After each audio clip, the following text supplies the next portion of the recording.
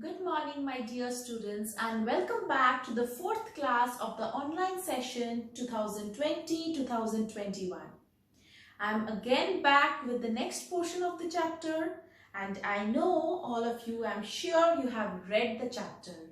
Okay, so let us not just, start with the previous ones. I'm directly going to start today with a new topic, that is thunderstorm. Okay, children? So what is a thunderstorm? I am sure all of you have seen a thunderstorm. It's very common in our areas. In Siliguri it is very common, isn't it? Thunderstorms are storms which are accompanied by heavy rainfall, sometimes hail, okay, along with very strong winds, thunder, which is the loud sound which is produced when this happens, along with lightning. Isn't it? The spark of light, the spark of electric light, the electric spark that you see in the sky, that is lightning, and the loud sound that you hear is the thunder. So thunder and lightning is very common in our areas. And remember one thing, thunder and lightning are the two characteristics of a thunderstorm. So it's a storm, so it is accompanied by heavy rainfall, strong winds, okay, sometimes hail also, thunder as well as lightning. So I'm going to discuss in details that how this thunderstorm actually takes place, what causes the formation of the thunderstorm, which kind of areas are very much prone to thunderstorms, what kind of areas are basically required for the formation of thunderstorms. So this is a very important question. What kind of areas or which kind of areas are very where frequent thunderstorms can take place? Those areas are hot and humid tropical areas. Hot and humid tropical areas are, those areas where frequent thunderstorms takes place. Why hot and humid tropical areas? Because in tropical areas there is heat, the sun's heat is there. At the same time, it heats up the air. So there is lot of heat which heats up the air, which rises up. At the same time, there is water vapor or moisture, or we call humidity. Humidity helps in the formation of clouds. So clouds, dark clouds are formed at the lower levels of the atmosphere, at lower altitudes of the atmosphere. Altitude means height. During a thunderstorm, dark clouds are formed at the lower altitudes of the atmosphere. Understood? So hot and humid tropical areas are very prone to thunderstorms, okay, and normally we see thunderstorms a lot, okay. Whenever it is too hot, after a few days only we hear the thunder, the loud sound, and we can even see the electric spark, that is the lightning in the sky coming towards us, isn't it? Okay, so this is a thunderstorm. Now how is a thunderstorm formed? This is another very important thing. I'm sure all of you want to know what causes the formation of thunderstorm. So listen to this, okay. When, the heat of the sun, it warms the surface of the earth. The heat of the sun warms the surface of the earth and the air becomes hot. The air becomes warm. So warm air is lighter. It expands, it becomes lighter, and it tends to rise up. Isn't it? When it rises up, it carries moisture also along with it. Water vapor is also carried along with it.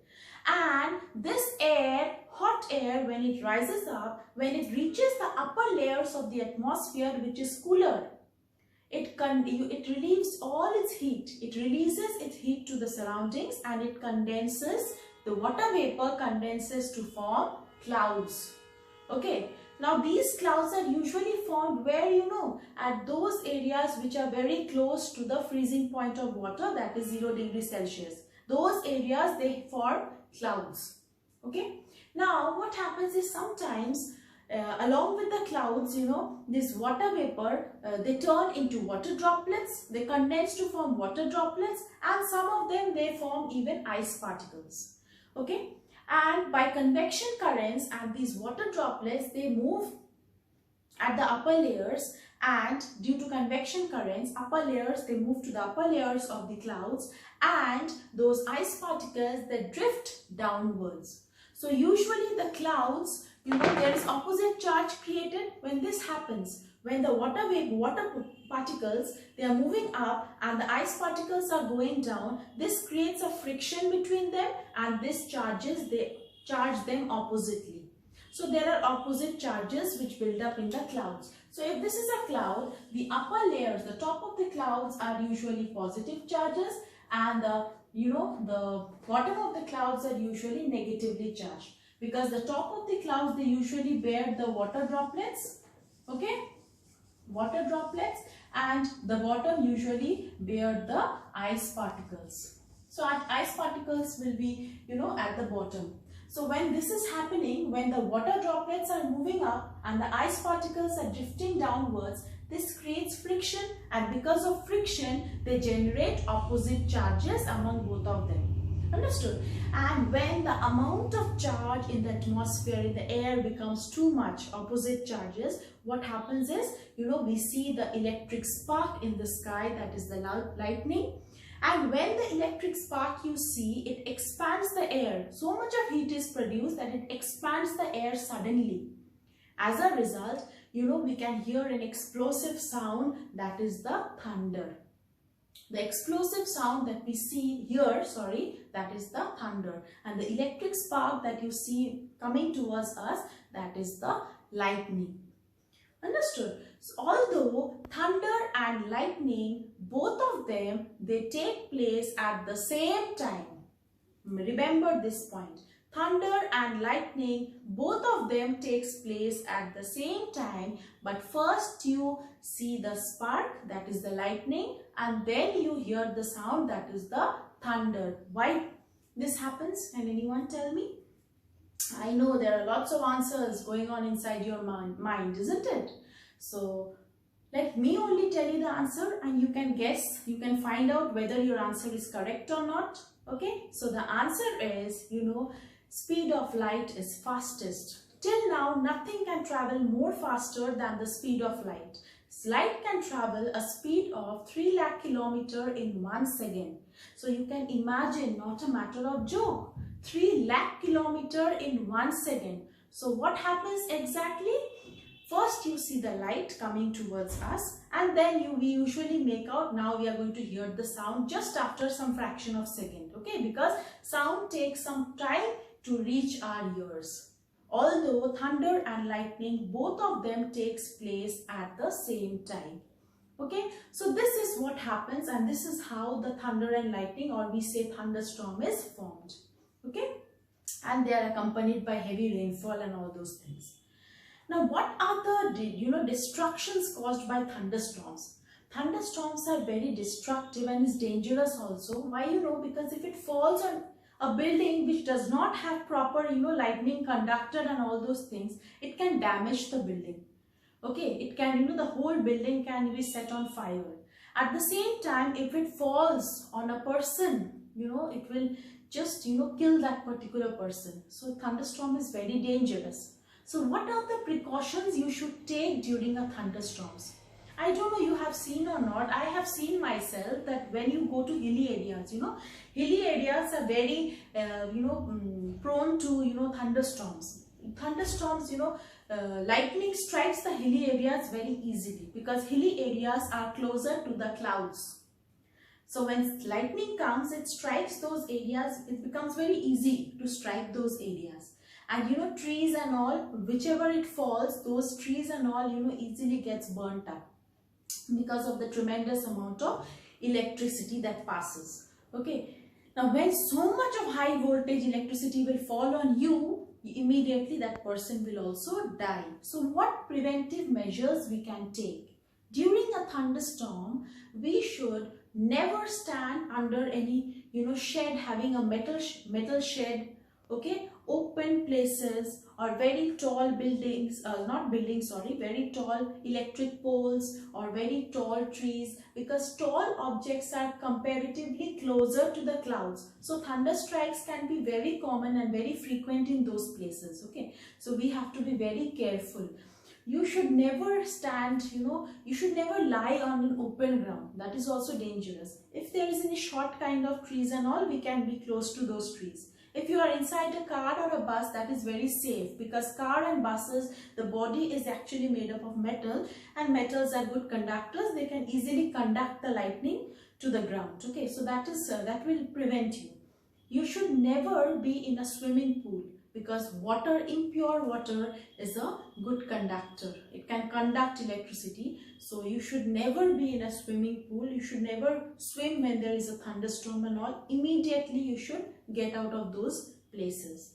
Okay, so if you are inside a building, that is the safest place. Inside a building, not under any metal sheds and all. Even, if you are carrying an umbrella having a metallic handle, that is also dangerous. Remember, because metals are good conductors of electricity, and your body is also a conductor. As a result, electricity can easily flow through your body. And if too much of electricity will flow through your body, it can even kill or harm us. Okay. So these are the, precautions we should take, because thunder strikes are really dangerous. Okay. So what is a thunderstorm? What are the characteristics of thunderstorms?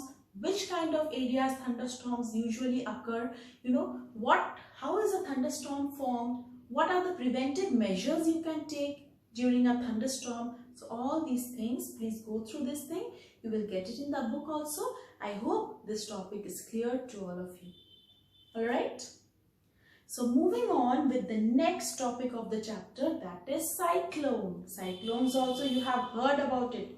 Cyclones are also very destructive, isn't it? Very high speed winds which blows in the form of a spiral, you can say. In a circular fashion it moves. Okay. So what causes the formation of cyclone and all those things? I'll tell you. And we recently experienced a very destructive cyclone Amphan in West Bengal only, isn't it? So let us discuss about the topic cyclone. So I have come back with this topic cyclone. Okay, and I have drawn the diagram for you all.